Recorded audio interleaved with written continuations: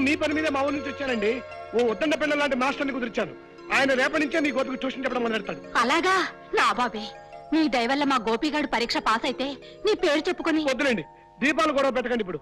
ఇప్పటికే వెలుగెక్కువై నా బుర్రంతా చీకటై చేస్తున్నాను. మీ వారి ట్యూషన్ ఏర్పాటు కూడా అయిపోయింది కాబట్టి. అంత గట్టిగా అరవకు నాయనా, నాకు చూడనుకుంటారు నలుగురు. వాడికి ట్యూషన్ ఏర్పాటు చేశాను కాబట్టి మీరిద్దరూ పెళ్లి చేసుకుంటానంటారు, అంతేనా? అవునండి, అంతే, సరిగ్గా అంతే. భలే కనిపెట్టారు. ఏమ్మా? అవునమ్మా, ఇంకా అన్ని బాధ్యతలు తీరిపోయాయి కదా. తీరిపోయాగా. మీ పెద్ద తమ్ముడు రంగడి ఉద్యోగ విషయం ఏం చేస్తావమ్మా?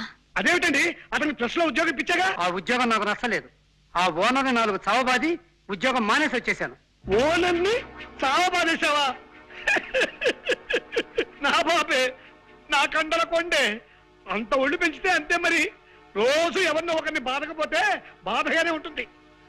వాడిని సరైన దోవలో పెట్టకుండానే నీ దోవ నువ్వు చూసుకుంటావమ్మా. అమ్మా పోన్లేమ్మా, నువ్వు సుఖపడటానికి అంత తొందరగా ఉంటే ఈ కష్టాలన్నీ నాకే వదిలేసి నీ దోవ నువ్వు వెళ్ళిపోమ్మా, వెళ్ళిపో. అమ్మా అమ్మా, ఇదే చెప్తున్నాను. ఇదే చెప్తున్నాను. 600 సరే, 600 సరే, తమ్ముడికి ఓ మంచి ఉద్యోగం దొరికేదాకా. తమ్ముడికో మంచి ఉద్యోగం దొరికేదాకా నేను పెళ్లి చేసుకోను కాక చేసుకోను. నేను పెళ్లి చేసుకోను కాక చేసుకోను. శబదాల విషయం నువ్వే చూసుకోపా. శపథం చేసి మరీ చెప్తున్నాను.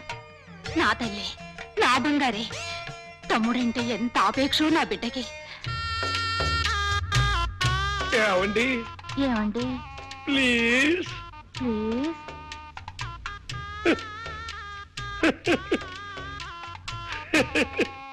మిస్టర్. ఎస్ మిస్, తీశాను.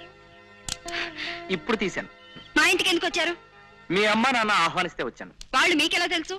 పరిచయం చేసుకున్నాను మీకోసమని. అంటే మీకు ప్రేమ దోమ అంటే సరిపడవన్నారు. మీ అమ్మా నాన్న వేలు పట్టి చూపించిన మనిషి వేలు పట్టుకుని వెళ్ళిపోతా అన్నారు. అందుకే ఇట్నుంచి నరుక్కొద్దామని ఈ రూట్ పట్టుకున్నాను. ఏం చేద్దామని మీ ఉద్దేశం? పెద్ద టూ మచ్ కి ఏమి చేయను.